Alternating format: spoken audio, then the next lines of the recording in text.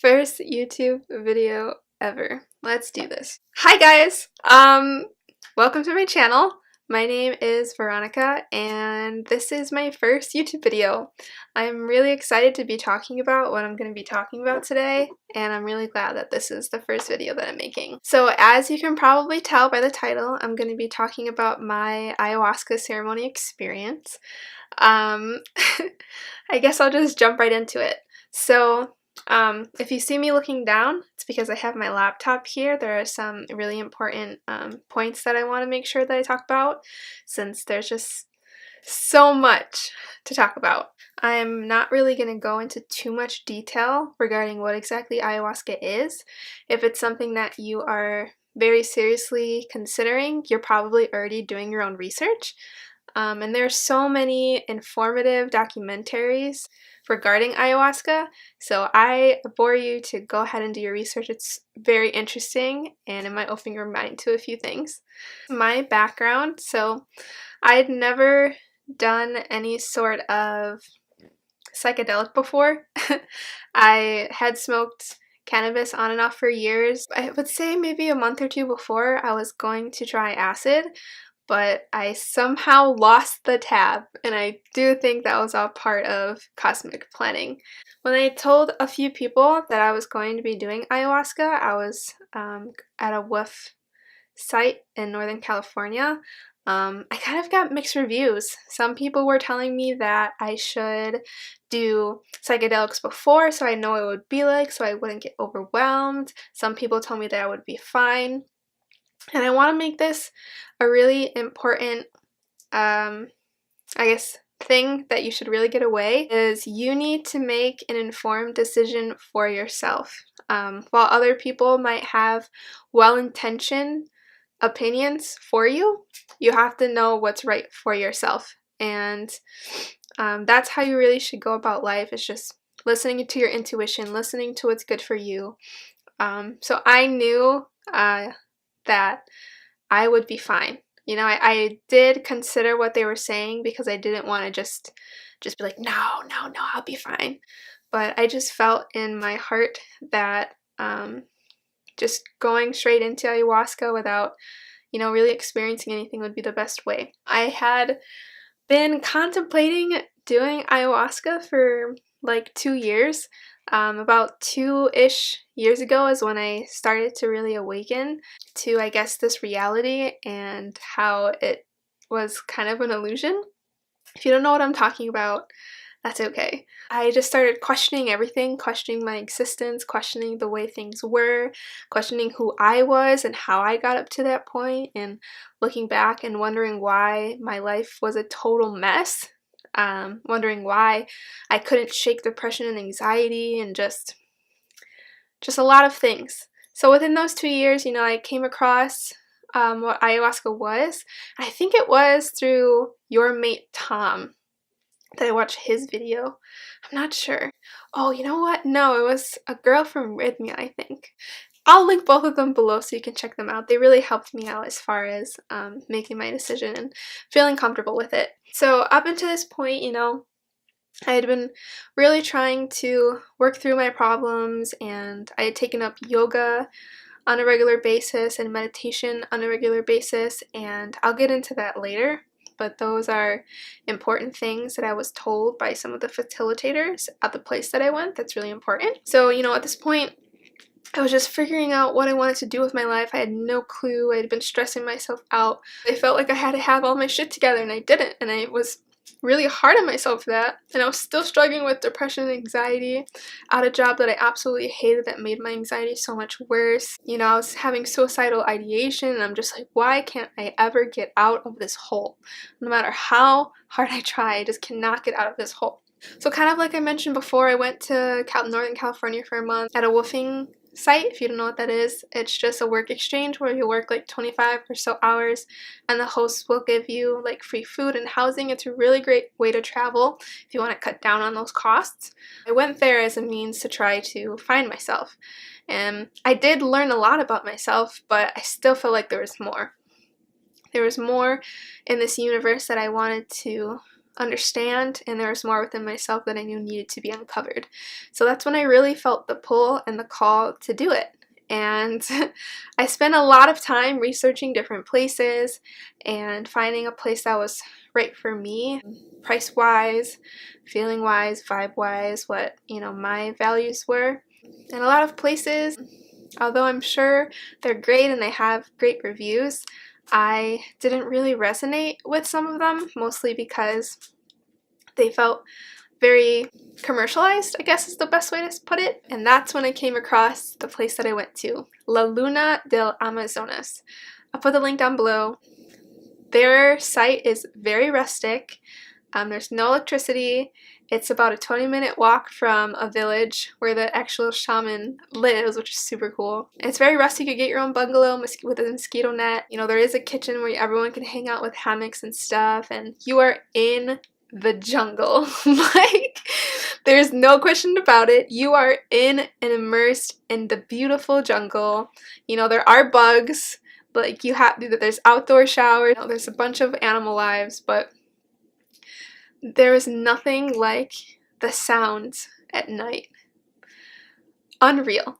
Anyway, so the place is amazing if you're able to kind of live in a more rustic environment for however long you want to stay. It's perfect. The people there really genuinely care about your journey and making sure that you're okay. I never felt unsafe. I always felt like, if you needed someone to talk to, they're there to speak with you. They take the work there very, very seriously, which is something that was really a benefit throughout the process. What I learned from a lot of the facilitators is people who do have a meditation practice, and it doesn't mean that you have to sit in silence for 15 minutes. While that might be beneficial to me, that might not be beneficial to you.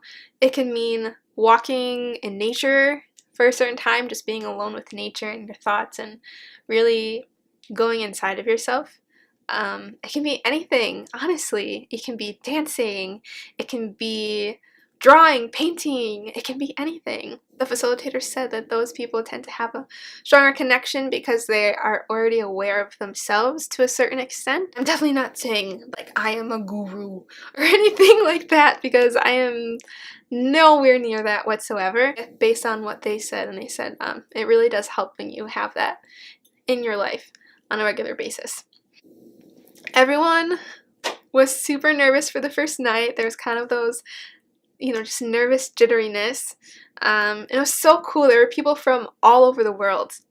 There were people from Australia, England, Sweden, France, India, like people from all over. It was so freaking cool. But everyone was kind of nervous going into the first night, not really knowing what to expect, because you can do as much research as you would like, and you can watch as many YouTube videos, and but it's never gonna truly prepare you for actually doing it. You don't know what to expect. The facilitator, Enrique, told us that the first night they give an introductory dose, and usually most people don't really get much out of it. What the shaman likes to do is to make sure that you're not going to have any sort of adverse reaction to it. And this is for people who haven't done it before. If you tell Enrique that you've done it before, he'll kind of relay that to the shaman. But at the end of the day, the shaman determines how much of a dose you're going to get. He actually takes all of our pulses to determine and feels our energy, our energetic field, to see how much ayahuasca to give us, which is really amazing. It kind of gives you that connection with the shaman, which was really great. The first night happened. I'm just gonna grab my journal really fast so I can kind of read a little bit of what happened that night. It says it tasted pretty bad, which is true. It's not pleasant at all. It tastes like exactly what you think, just like dirt and like a vine boiled into a liquid. It's not good. It tasted pretty bad. Probably within 5 to 10 minutes, I began feeling nauseous and feeling wavy, if that makes sense. So I was just kind of feeling like this. I just started feeling like this in my head. I was surprised at how fast it happened and how fast I started to have soft visuals. There were times when I felt like I was going to purge and I was ready for it. So purging can mean many things. It can mean vomiting, it can mean pooping, it can mean yawning, it can mean sweating, it can mean violently shaking, it can mean a lot of different things. It's just ayahuasca getting whatever is inside of you that's not good for you out. But it doesn't happen to everyone, but it is a part of it, and that should be known. Ayahuasca can be a beautiful thing, but it does what it needs to do. She does what she needs to do to center and realign yourself properly. But this night, basically, it was pretty physical. I remember my body temperature spiking significantly, and I remember this energy, like, starting from my root chakra and just going up here, and that happened twice, and there was just, like, this pressure on my forehead.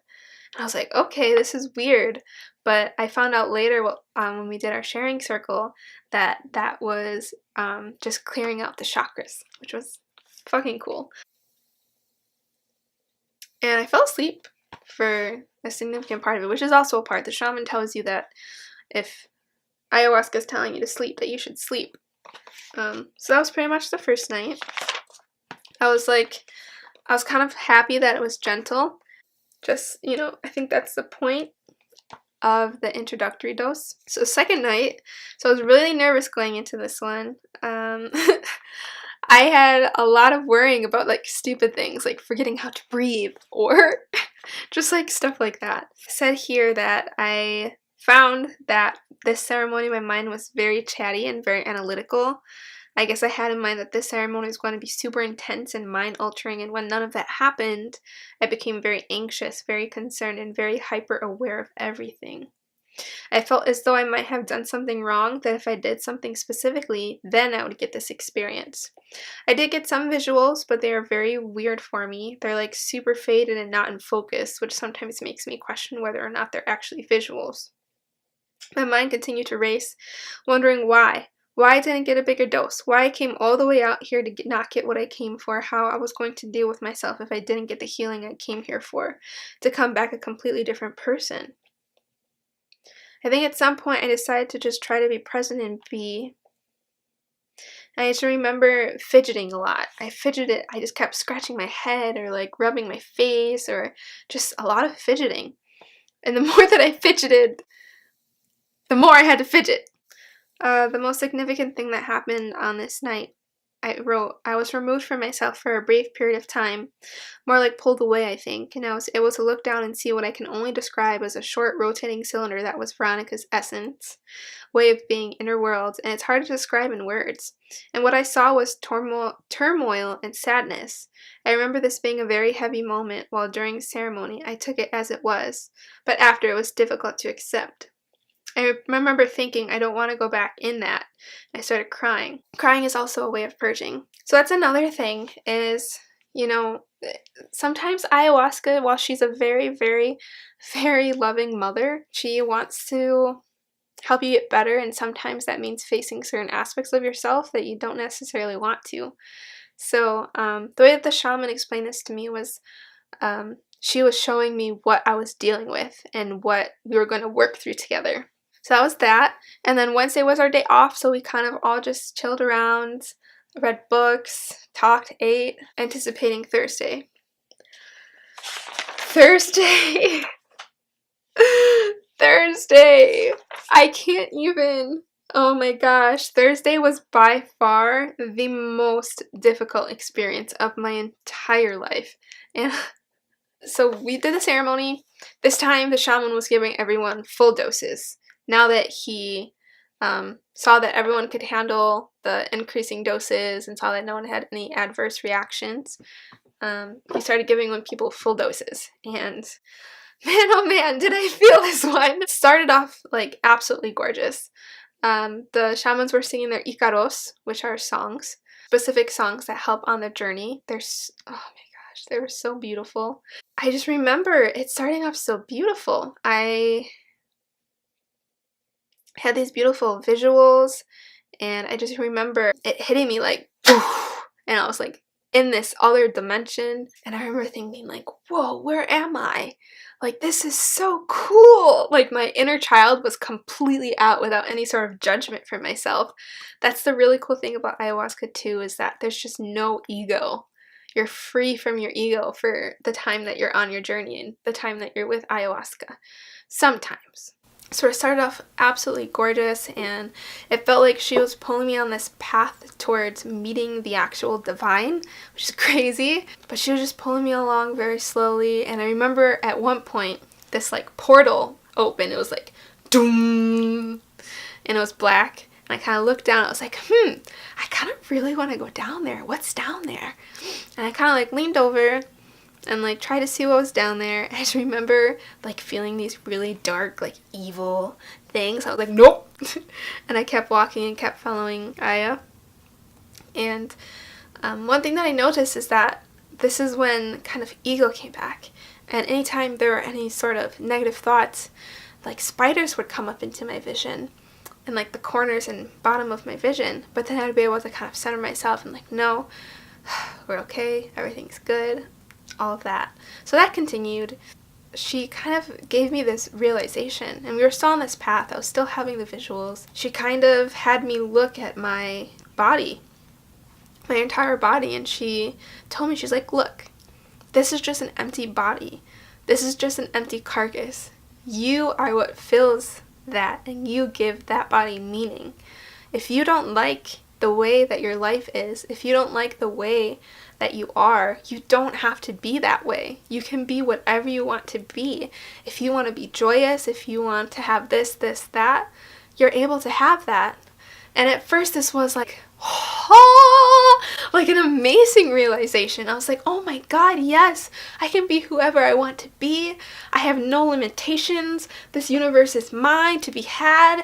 And then my mind came back to like at home and realizing that I have real things to deal with, like making money, and I can't just live in this fantasy world.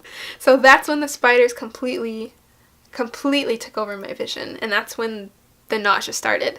So, you know, I was kind of I'm like, okay, good, like, yes, I'm gonna purge, like, I'm gonna get rid of all of this shit, right? No, not for a while. I suffered horribly. It felt like an hour and a half. Like, the nausea just kept getting more intense and more intense and more intense, and I couldn't puke.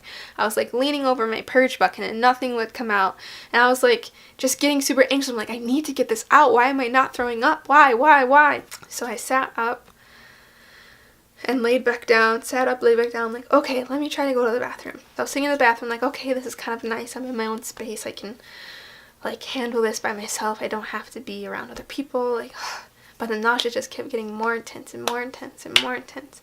And like I started shaking. Like the sickness was just so bad. I was rocking back and forth. Like I was just so horribly sick. I've never felt that sick in my entire life.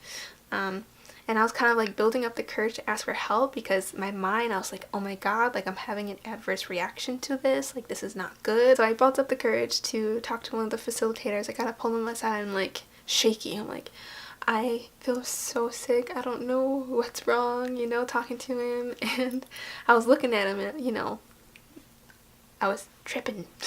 So I was looking at him and like his face was kind of like shaped-in, and like everything just looked crystallized and like kind of like geometric. So he was like, you know, like as far as physical goes, like it'll pass, like, you know, do you need anything? Like just let it pass. I was like, please give me water. Like my voice was shaking like this, like it was so bad. Oh my God.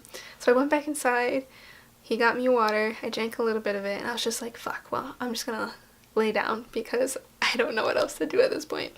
So I laid over my side. I was like, oh, yes, I have to puke. So I finally was able to purge. I threw up a lot. Like I like stared at the bucket like I didn't know that much could come out of a human. In my twisted mind, I was looking at the purge bucket and I was like, what if this is a portal to a darker dimension? And like I kept seeing this bug like rimming the bowl, and I knew it wasn't actually there. So whew. Anyway, so I felt so much better after that. And it kind of like did a couple of stretches, just kind of feel better, and then I eventually fell asleep. The following day, I was completely emotionally and physically drained. Like, I felt so incredibly weak. I felt like walking was extremely difficult. By the way, all of this is normal. This is this doesn't happen to everyone, but this is something that can happen. I was just so drained, and I kept thinking, like, I am never fucking doing this again. Like, I am crazy for doing this. Why did I come out here? Why am I putting myself through this? What is the point of this? Hell no. Hell no. So that morning with sharing circles, I kind of shared my experience, and then two of the facilitators were like, well, yeah, like, you have tonight. Tonight will be a lot better. In my head, I'm like, you think I'm gonna do this again?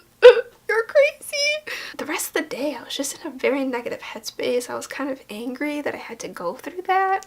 My crazy ass decided to do it again. So Friday,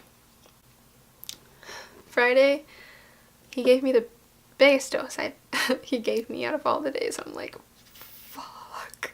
Like, no, I could barely handle yesterday. How the fuck am I gonna handle this? I drank it, and I was like, well, it's in me now. There's nothing I can do. So I laid down, and the time passed where I normally started to feel stuff. I didn't feel anything. So I'm like, yes, I get to fall asleep. Like, yes, I'm okay with this. Like, totally fine. Whatever. And then I had this, like, need to go to the bathroom, like, to poop. I got up, went, and then I felt the nausea again. And I was like, oh my God. I cannot go through what I went through yesterday. There's no way I could do it. But it wasn't as bad. And I kind of had this confidence of being able to handle it and, like, ready to take it on. So I went to the bathroom, and then the visuals started kicking in. I'm like, no, not while I'm in the bathroom. Can you at least wait until I lay down? So I went back to go lay down, and then, I was really nauseous. Like, I thought I had to purge again. So I was leaning over the purge bucket, kind of, like, trying to throw up, and it won't come out. But, like, I had, like, a better attitude about it. I was like, I'm ready. Like, yes, this is happening. We're gonna deal with it. I laid down because I didn't puke. I got up, I think, maybe once more. I still didn't have to puke. And I wasn't freaking out like I was the day before. I was like, shit, well, I'm nauseous. If I'm gonna throw up, then I'll throw up. If I don't, then I'm just gonna breathe and deal with this. So I lay down, and then that's when the beauty started to happen. Once I finally started to accept that this nausea was here, that's when I, again, like, transported into that world. It was just like, zoom. The visuals were very overwhelming at first, but I had prepared pretty well to accept whatever happened mentally. So I was just like, okay, this is overwhelming, but it's fine. Like, I'm just on this medicine. This is what's supposed to happen. It's gonna be okay.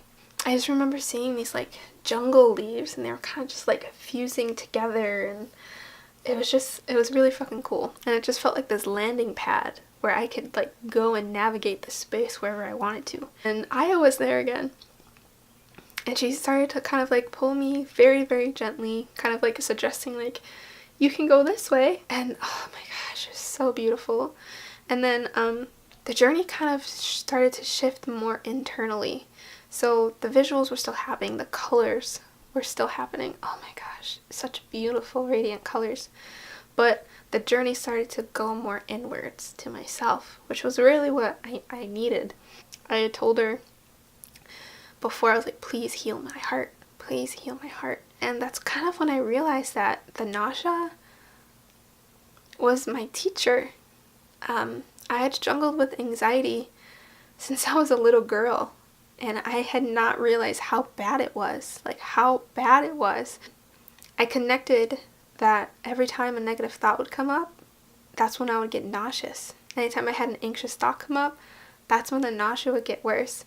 And I realized that the anxiety was a sickness. It had made me so sick. And I was dealing with this every day for the most of my day. No wonder I was tired all the time. No wonder just all of these things. I realized previously that, those spiders that I saw the day before, that they were representative of my fear.